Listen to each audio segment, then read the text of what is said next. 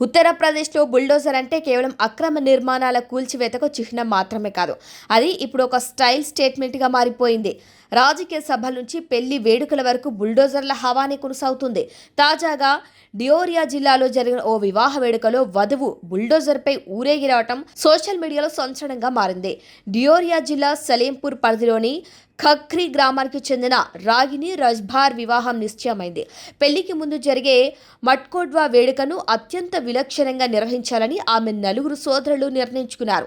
సాధారణంగా ఇలాంటి ఆచారాలకు పల్లెకిలు లేదా కార్లను ఉపయోగిస్తారు. కానీ వీరు మాత్రం ఏకంగా ఒక బుల్డోజర్నే రంగంలోకి దించారు. వధువు రాగిణిని అందంగా ముస్తాబు చేసి పూలతో అలంకరించి పసుపు రంగు బుల్డోజర్ను ముందు భాగంలోని బకెట్పై కూర్చోబెట్టారు. ఆ దృశ్యం గ్రామంలో వారందరినీ ఆశ్చర్యపరిచింది. కేవలం బుల్డోజర్ మాత్రమే కాకుండా ఊరేగింపు ముందు భాగంలో ఏనుగులు, గుర్రాలు నడుస్తూ రాజాసాన్ని తెచ్చిపెట్టాయి. వెనుక డప్పులు, డీజే సంగీతానికి గ్రామస్తులు, బంధువులు ఉత్సాహంగా డ్యాన్స్ చేశారు. గ్రామ వీధుల గుండా ఈ బుల్డోజర్ రథం వెళ్తుంటే జనం తమ ఇళ్ల పైకప్పులపైకి ఎక్కి మరీ ఈ వింతను ఆసక్తిగా చూశారు.